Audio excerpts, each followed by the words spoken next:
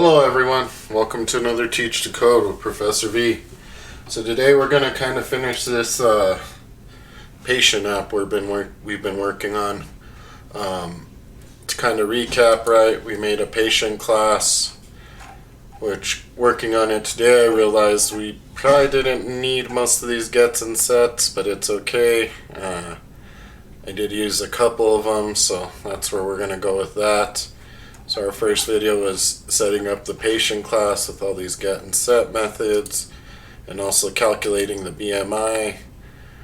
Next, I think we tested the medical intake form class, which is going to be the main class. In there, I don't know if we still had the BMI stuff printing out, but you could delete that and just have an empty main class. And then last video we finally went ahead and made the JFrame, right? So the only thing I'm going to probably do now with the JFrame is erase this J label. So that way it displays as nothingness. And try that and expand it a little bit. Okay. Oh. You know, positioning's a little bit weird when working with this stuff, so it should be fine. But anyways, we have the send button and all the places where we can input our data. So let's go ahead and get started working. So the first thing we need to do in our medical intake form, the class with the main class, is we're going to make a new object. So we're going to call it the patient intake form, while JFrame, sorry. So that's actually the new JFrame we created, and here we could just call it the PJF for patient JFrame, I guess. And then we're going to do a new, right, so we need to initiate a new object, patient intake JFrame, no arguments necessary. Alright. Oh, and one more thing I did do in the patient class, so you don't necessarily have to do this, but it is good practice to have all your variables as private. So I changed all my public variables to private, but if you leave them as public, it's not going to hurt anything. So the only thing that we need to do here is pjf.set resizable to false, so we don't want the user resizing this and kind of messing up our JFrame. pjf.set default close options, so we want to do jframe.exit on close, so that'll make sure that when we close the window the program stops running. And then finally pjf.set visibles. So I'm not too sure why by default that is false. I believe it's false. I don't know if things have changed, but if you don't have the set visible to true, a lot of times the window wouldn't show up for us. So anyways, now if we run the main class, what should happen is our window should pop up. Now I did have a problem with my year and weight. It wasn't displaying properly. It was like YE ... and weight was like WEI ... So in order to fix that, what I did was I clicked on here and I drug out the box a little bit to the right. For whatever reason, it just wasn't displaying. So know that if any of your labels aren't displaying properly, you can simply click on it and stretch it out to the right a little bit. Okay, so now what we're going to do is go ahead and go into the button. And we can right click on it. Sometimes when you double click, it'll let you go into it too, but essentially we want to go to events and we want to do an action performed. So action performed means somebody clicked on it. So we will need a try and catch block. So we're going to try this code, and if not, we're going to catch, and we'll type in all the catch in a minute. So I guess we could do the catch right away because it does get mad. So what we're trying to catch here is an input-output exception. And we'll just call our object there EX. I believe that's an object. So we might have a red squiggly line because we have to add the import. So go ahead and import the class. Now it's probably angry. Exception IO is never thrown in body. It's probably angry because we haven't actually coded the try. So let's go ahead and start. So don't worry, there's going to be red squigglies as we work through this, but it's okay. No worries. So the first thing we need to do is import our patient class. And now I feel a little silly because if you've been following along, we programmed quite a bit of get and set methods, but it turns out that the only ones I really needed working on this were set height. So we're going to do set height. Now what we need to do is we're going to use the text box to get the text, but see, the problem with height, if you guys remember, is we set it as a double, right? We needed it as a double in the patient class in order for it to do some math with the BMI method. So in order for us to set our height, what we need to do is do double dot parse double. So that's going to take a string in the argument and it's going to turn it into a double. Hopefully I didn't lose you. So it turns a string into a double. So HIGHT text. So we want our height text in this instance, and we want to get the text from the text box. Bam, semicolon. So we're also going to be doing the same thing with the weight. So we're going to do p.setWeight. We will need to do double or parse double, so we need to turn the string into a double because text boxes only take text, right? So WEIGHT text dot get text.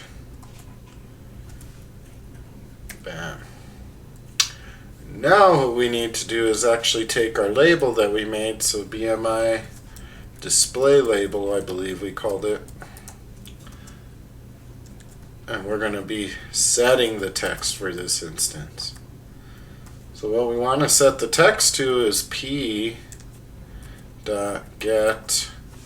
So that's the difference, you guys. So that's what I wanted to talk about real quick. Since I named my variables private, none of my variables are popping up when I'm using my method, my object, right? My method. So when I'm using my object that I created, P of the patient class, none of my variables show up. So that's, it's just a good standard and good practice to do. If attackers get a hold of the variable, I believe they can do horrible things. So anyway, get body mass index, and that's it. Oh, well actually, I lie. Because see, now what's going to happen is we're trying to set text, right? So we're trying to set a string, but it's now a double, right? The body mass index returns a double, so we have to do string, not parse string, they call it value of. And make sure you have 3 parentheses at the end. So set text to the string dot value of the p dot get body mass index. So this method right here. So that's going to essentially set the BMI display label with the appropriate thing. Now, we are writing this to a file, so the first thing we need to do is use the file class. We'll call our object file, so don't get confused, right? File is the object class, and with capital F, little f is going to be our object that we're creating. So new file, and what we're going to do for this is we're going to call it the patient ID text dot get text, and then we're going to concatenate .txt. So this is going to name our file based off of the patient ID text. So no patient ID should ever be the same, right? You might have a lot of people with the same first names, date of birth, all that stuff, so none of that data is suffice. So what we do need to do is set it to the ID. Now we're going to get this error here with file because we have to import it. Did the IO exception go away yet? Not even. Okay. So now that we've created a file, what we do want to check if not file dot exists, we're going to do file dot create new file. So if the file doesn't exist, right? Not file exists, think about it. If it does not exist, we're going to call file and we're going to create the new file. Okay? So hopefully I haven't lost you guys yet. This is where all the Java and programming gets fun. So, oh, look at that. We lost the IO exception. Nice. Alright, finally it's not mad at us. So now we're going to call the class file writer, and we'll just call our object FW. And of course we are going to initialize that to a new file writer. And we're going to call this method get absolute path. Returns the absolute form of this abstract path name equivalent to new file this. So you don't necessarily need to know everything about it. If you really care to learn about that, you can definitely Google it and check out the method. But we do need it for this instance in that we're writing. So get the absolute file. So next we're going to need a buffered writer. And this is how we're going to actually write our information to the file. So BW is equal to new, if you've already guessed it, buffered writer. And the argument we're passing into there is going to be our file writer. Oops. Okay, we're going to have these red squigglies because we have to import. Alright, so we're getting there. So now here's going to be the tricky one. So we're going to do bw.write. Hopefully I don't mess this part up. So write literally does what it says. It writes something to the file.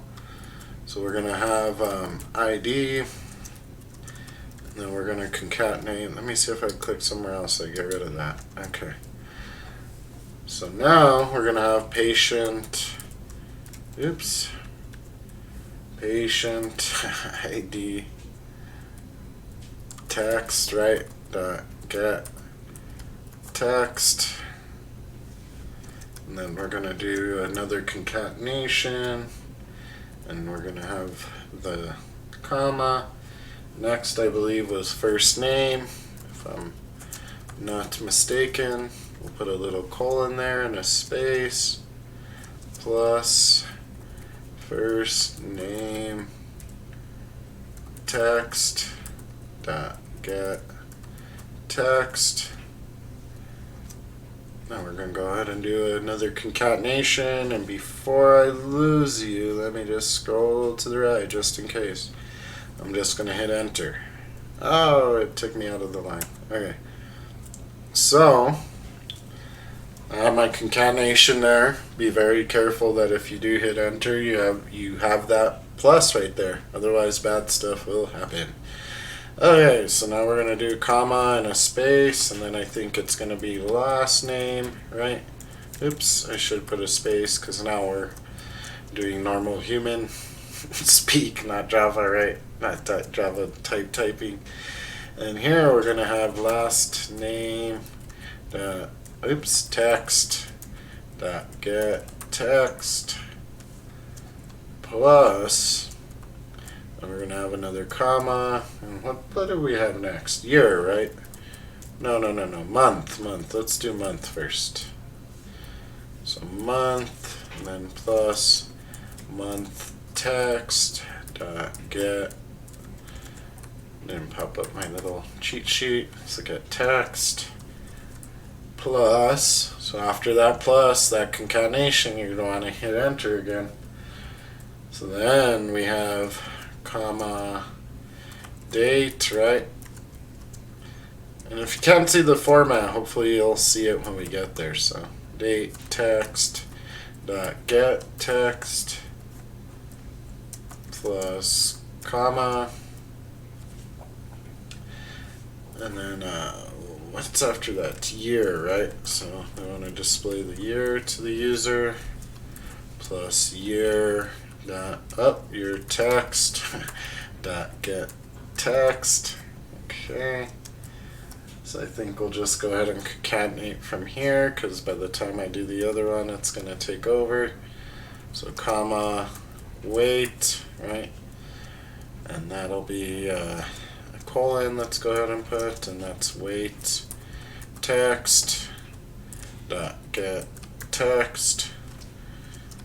And then we need one more comma, and we're going to say height, height plus height text dot get text.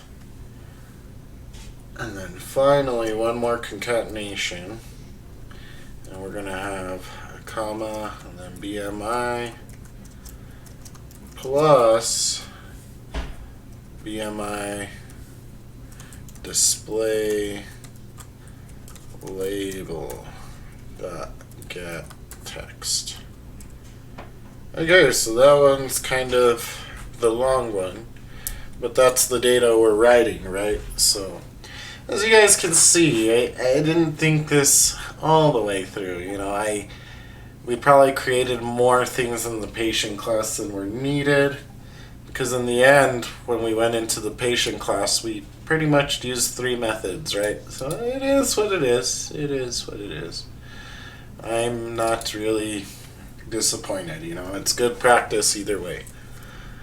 You know, I'm one of those teachers that say you can never practice the fundamentals enough. But anyways, so we're going to call our buffer writer object, and we're going to call the method close. So anytime you open the writer, it's always good to close it. So it's good practice. Now inside of the IO exception, what we can do here is just print out to the user print ln. So if something happens, right, error, and then we'll just go ahead and print out the object, and then we'll go ahead and print out the stack trace for them. Alright. And I don't know what it's saying. Throwable print stack trace should be removed. Yep, it's not good to print the stack trace for attackers. That's what I'm learning in my Security Plus class. If you print a stack trace, you might tell them what language you're using, and if you tell them what language you're using, the hackers might be able to get into your thing. But anyways, you know, for testing and debugging, it's good to have the print stack trace. So if you want to distribute this at some day, you know, get rid of the stack trace. Alright. So I think that's everything we need. I think that's going to do exactly what we needed to do. So let's go ahead and go to medical intake form. Let's go ahead and run it. So our window pops up. So I'll do a generic patient ID of 111. I guess I'll just call him Ricky Bobby. Let's say he was born 11/11/1991.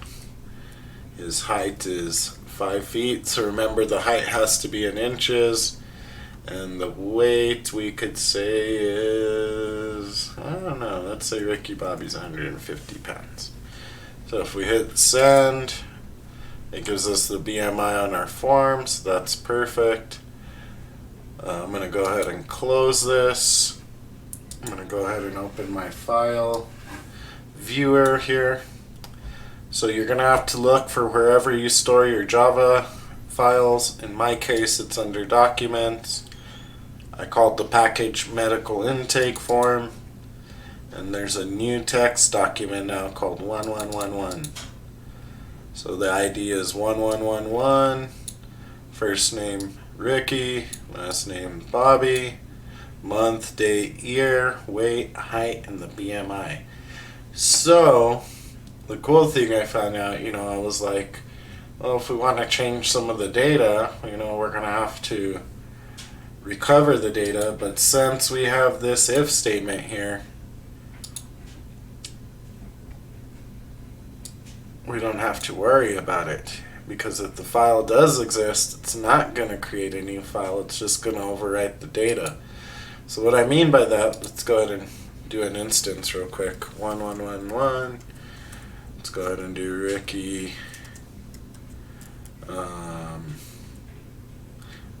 Let's say he changed his name to Doe. I don't know. Ricky Doe. So he'll still have a birthday of 11, what did I say? 1991? Was that? I don't want to change too many things out of his file. Let me make sure. So yeah, 11/11/1991. Okay. So we'll still say he's 60 height, but maybe he lost a little bit of pounds, right? So now if we go ahead and update this, and maybe, you know, let me go ahead and make a copy. And then let's go ahead and paste it. So the 111 copy won't be the same as this. So now let's go ahead and send the data. So his BMI went down a little bit. Good job, Ricky Doe. So now if I go ahead and open this one, you'll see it's 111 Ricky Doe. But notice how it didn't create a new file for him, right? And we can go ahead and compare the data changes here. This thing. Give me a minute. I'm having issues. Okay. So 111 Ricky Doe, right? 111 Ricky Bobby. So the BMI changed as well, if you guys could see that. I know the text here is kind of small, but if I zoom in, it's going to be just as bad, you know. It's going to be scrollable to the right and left. So the cool thing is it updates itself, right? I think the tricky part with our program, right, is we might not want that to happen, right? If somebody mistypes the number, right? If Jane was like 1112, right? But somehow they accidentally hit 1 and they're like Jane, you know, and whatever Jane's last name is and stuff, it would have literally overwrite Ricky Bobby or Ricky Doe, right? So this is not flawless, but you know, I think it's a good beginner program to access files, to, you know, have this patient class and really understand, you know, what it is we're passing through. You know, it's not perfect, like I say. There's a lot of things to this, but it's a good start, you know. So we literally use the patient class to do the BMI, to set the height, set the weight, right? So that was good. We got a display label out of that. If you wanted to say, you know, something else like, oh man, your BMI is obese or normal, or I don't know if they have one for skinny. I really don't know the BMI. I mean, I know for me I was obese for many years, so they used to tell me that. The file, so we created a new file, all that good stuff. We were able to write our data to the file. So awesome, guys. I hope you guys enjoyed this 3-part tutorial. I don't really have much else to say about this. It was fun for me, you know, kind of a learning experience. So yeah, you guys have a great day. Everyone have a great day, and I will see you in the next video. Bye.